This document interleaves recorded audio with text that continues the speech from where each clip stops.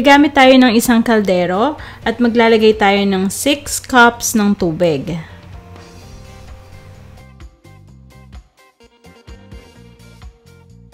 Ilalagay na natin yung tripe o tuwalya. Isasabay na rin natin yung atay ng baboy. At syempre, yung puso ng baboy, ilalagay na din natin yan. So, pakukuluan natin to sabay-sabay hanggang sa lumambot na siya. Maglalagay din tayo ng 1/4 cup vinegar, star anise, ginger, at dried bay leaves.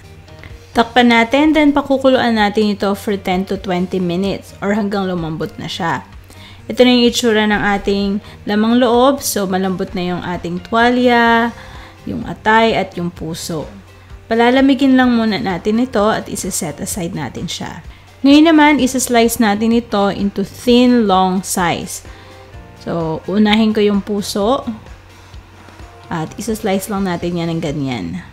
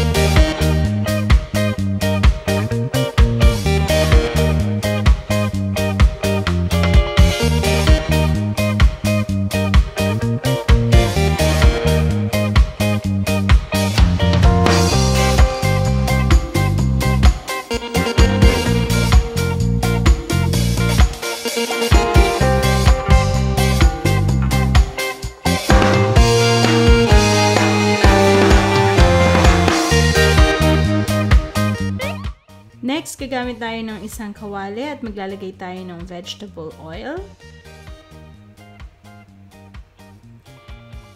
Gigisahin natin yung ating garlic, yung bawang, then ilalagay na rin natin yung ating sibuyas.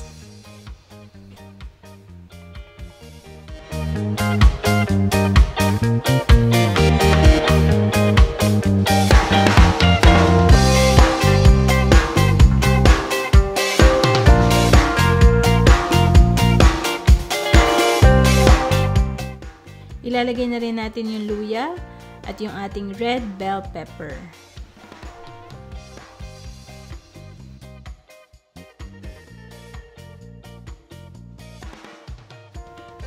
Then, ilalagay na natin yung hiniwa natin na lamang loob. So, nilagay ko na yung heart, yung liver, at ilalagay na rin natin yung ating tripe or tuwalya.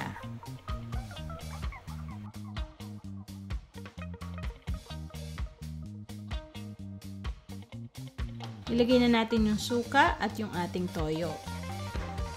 Hindi ko muna hahaluin ito, hahayaan ko lang siyang mag-simmer for a few minutes. Susunod naman, ilagay na natin yung bamboo shoot or labong. Lagyan lang natin ang 1/4 cup ng tubig at titimplahan na natin ito ng asin at paminta.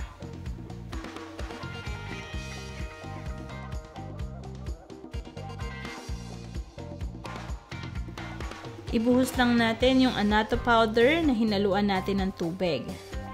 So, ito yung magbibigay ng kulay sa ating paklay.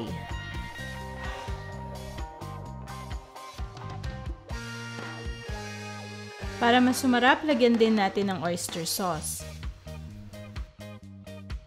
Lastly, lalagyan ko din ng siling haba.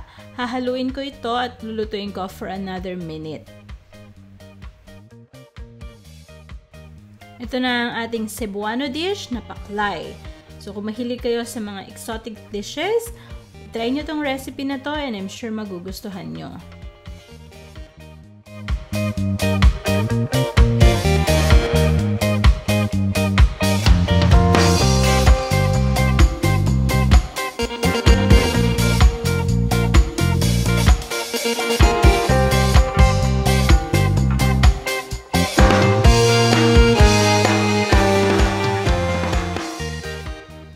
Ito na ang ating paklay. Thank you guys for watching. I hope you like this video. Click on subscribe and tap the bell icon. Huwag nyo rin kalimutang mag-visit sa aming website at www.pagkaingpinoytv.com for more recipes at mag-follow kayo sa aming Instagram at Facebook page at Pagkaing Pinoy TV1. See you next time, guys. Bye!